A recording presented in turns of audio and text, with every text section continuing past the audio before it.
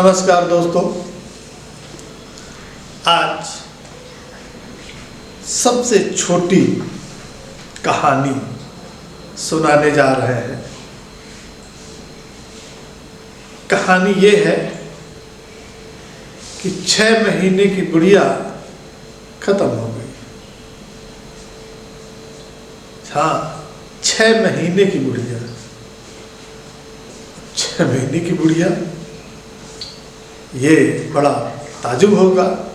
ये 6 महीने की बुढ़िया, 6 महीने की होगी तो बच्ची होगी, वो बुढ़िया कैसे हो सकती है?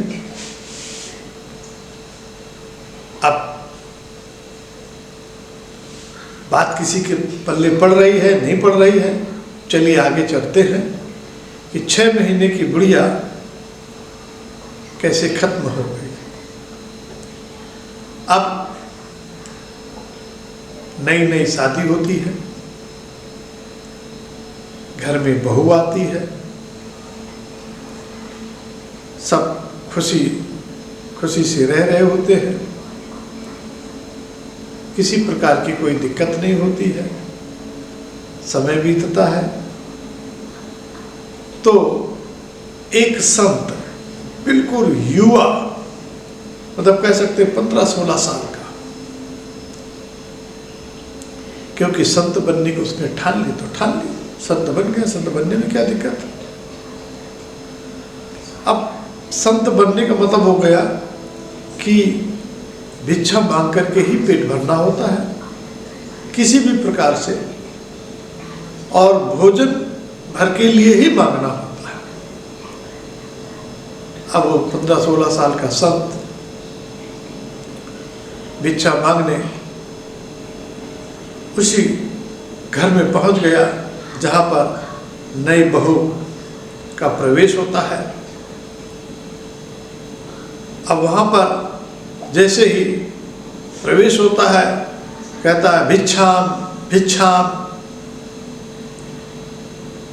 बहू बाहर निकलती है और उसको देखती है कि इतना छोटा, यानी 15-16 साल का बच्चा, 15-16 साल का, तो ये उसको बड़ा, तो वहीं से कहती है, अरे आप जल्दी आ गए।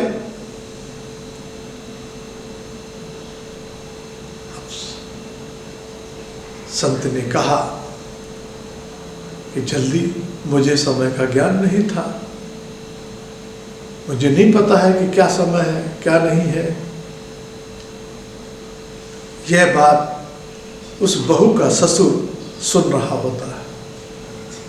वो सोचता है कि ये भिक्षा मांगने आया, अब भिक्षा मांगने पर उसको जो है देना चाहिए भिक्षा और उसको चला जाना चाहिए। तो ये क्या प्रश्न होता है कि जल्दी आ गए।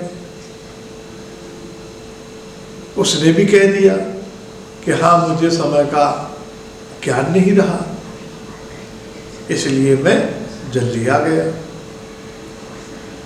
अब ससुर, ये जो संत है, पूछता है कि सास घर में कौन है? सास? कहना हाँ, सास 6 महीने की है। जैसे ही बहू बताती है कि मेरी सास 6 महीने की है, तो वो ससुर उसका सुन लेता है। वो कहता है क्या बोल रही है ये, इसका दिमाग तो सही है कि नहीं है, पगला गई है। चलिए देखते हैं। अब फिर संत ने पूछा, आपके ससुर? ससुर से पहले उन्होंने पूछा, तुम्हारी उम्र कितनी है? तो बहू ने कहा, मेरी उम्र 2 साल की। ससुर ने कहा, ये बिल्कुल पगला ही गई है, 20 साल की हो गई, अपने आप को 2 साल की बतला रही है। पति को पूछा कितने वर्ष के हैं, उनको भी बतला दिया। अब ससुर को बिल्कुल लगा कि बिल्कुल दिमाग फिर गया है। फिर संत ने पूछा कि तुम्हारे ससुर, उनकी क्या उम्र होगी? कहा मेरे ससुर तो अभी जन्मे ही नहीं। ससुर ये सुन रहा होता है, कह रही बाप रे, ये क्या बोल रही है, क्या कर रही है, ये ससुर जन्मे ही नहीं है। खैर उसने पूछा भी, आप खाना क्या खाती हो, ताजा की बासी? तो उसने कहा ताजा कहाँ नसीब है, बासी ही तो खाते हैं।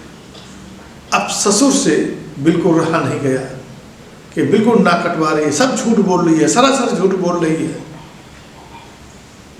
रोजाना ताजा सुबह शाम खाना बनता है, कहती बासी खाना, ताजा खाना नसीब ही नहीं है। ससुर जी बाहर आ जाते हैं। बाहर आ जाते हैं तो उससे पूछते हैं, पहले संत से पूछते हैं कि बताओ इस समय 12 बज रहा है, तुमने क्यों कहा कि मुझे समय का ज्ञान नहीं रहा? अरे 12 बज गया, तुमको समय का ज्ञान नहीं है। और उधर बहुत से कहती तुम रोजाना सुबह शाम ताजा खाना बनाती हो और कहती हो कि ताजा खाना नसीब कहाँ है। सास के बारे में कहती हो मेरी 6 महीने की है, ससुर है ही नहीं है। कहा हाँ मैं सही कह रहे हैं। पहले संत से पूछते हैं कि तुम बताओ तुमने क्यों कहा जब दिन के 12 बज चुके हैं तो क्यों कहते मुझे समय का ज्ञान नहीं है? कहना हाँ मैं इस समय की बात नहीं कर रहा हूँ। आपकी बहू ने पूछा कि बहुत जल्दी आ गए, तो मैंने कहा हाँ ये इस समय की बात नहीं है, मतलब प्रश्न का था कि आप बहुत कम उम्र में साधु बन गए। तो मैंने कहा हाँ। कहन क्यों? कि इसलिए कि समय किधर करवट लेगा, क्योंकि अब एक और भी बतला दें कि मोबाइल की गारंटी होती है कितने महीने की है, बैटरी की कीमत होती है, मतलब गारंटी होती है कि 6 महीना चलेगी कि साल भर चलेगी। घड़ी यानी हर एक सामान की जो बनता है उसका समय फिक्स होता है, कम से कम इतना तो चलेगा। मनुष्य के जीवन का कोई समय नहीं है, कितने समय तक जिएगा नहीं जिएगा, कल रहेगा कि नहीं रहेगा, इसकी क्या गारंटी है? तो मैं क्यों समय का वेट करूं कि 55 साल का हो जाऊं तब मैं ज्ञान करूं? अरे 55, अरे बचपन से ही ज्ञान मिल जाए तो कितनी अच्छी बात है। इसलिए मैं ज्ञान की अर्जन करने के लिए मैं बैठ चला। फिर ससुर ने कहा, फिर संत ने कहा सुनिए एक और कहानी। मैं क्यों बना संत? क्योंकि एक जंगल में आग लग रही थी, इतनी भयानक आग, जितने भी सब जीव जंतु थे ऐसा लग रहा था कि सब कुछ जला करके राख कर देंगे। लेकिन वहीं पे चिड़िया रहती थी, वो नदी से तालाब से जो नज़दीक था, चोंच से पानी ला करके उसमें बुझाने का प्रयास कर रही थी। न हंसे, अन्य जीव जंतु थे, हंसे, कहने लगी तो कहने मैं प्रयास कर रहे हो तो जाओ चिल्लाओ, हाथी को ढूंढो। सब जीव जंतु पानी लाने का प्रयास किया, लेकिन हाथी को जब बतलाया गया तो हाथी भी पानी सूर से ला करके आग में डालना शुरू किया और कई हाथी हो गए, आग बुझ गई। फिर सबने पूछा चिड़िया से कि बताओ तुम पहले नहीं बता सकती, शोर मचा सकते, तुम चोंच से पानी ला करके बुझा रहे और तुम्हारे चोंच में कितना पानी है, ये क्या आग बुझ सकती क्या? कह नहीं। तो फिर कि इसलिए कि मैं एक अच्छे काम करने का प्रयास कर रहे हैं। जो अच्छे काम करते हैं तो नाम तो उन्हीं का होता है। काम हो या ना हो, प्रयास ही अच्छा होता है। और दुनिया में दो लोगों के नाम अमर होते हैं। पहला कि जो अच्छे काम करता है, और दूसरा जो सबसे ज़्यादा बुरा काम करता है, पापी होता है। जैसे राम और रावण को ले लीजिए, कंस और कृष्ण को ले लीजिए, वाल्मीकि या उसको कह लीजिए जो अंगुलमाल डाकू था, अंगुली काट लेता था। इस तरह से जितने भी हैं तो नाम दो ही लोगों के अमर हैं। या तो बहुत अच्छा काम करिए और या तो कि इतना खराब काम कर देंगे तो उसके अवेज में उसका भी नाम लेंगे। अब बकाया तो सब ऐसे ही है। इसलिए मैंने अच्छे काम के लिए ही, ज्ञान अर्जन के लिए ही इतनी कम उम्र में, समय का मतलब है कम आयु में, संत बन गया। अब ससुर कभी हुआ, कहने लगे हाँ 75 साल के हो गए हैं लेकिन आपको ज्ञान नहीं है। जब ये कहानी सुनी चिड़िए वाली, तब उसको भी समझ में आ गया कि नहीं, वास्तव में मैं 70 साल का 75 साल का जरूर हूँ ससुर, लेकिन मुझे ज्ञान का बोध नहीं था। मैं ससुर बना ही नहीं। लेकिन आज इस बात से मुझे आभास हो गया है कि मैं भी अच्छे कर्म, धर्मार्थ कर्म करूँगा। भूखी को भोजन, ज़रूरतमंद को कपड़ा, या जो भी सहयोग हो सकता है वो काम करेंगे।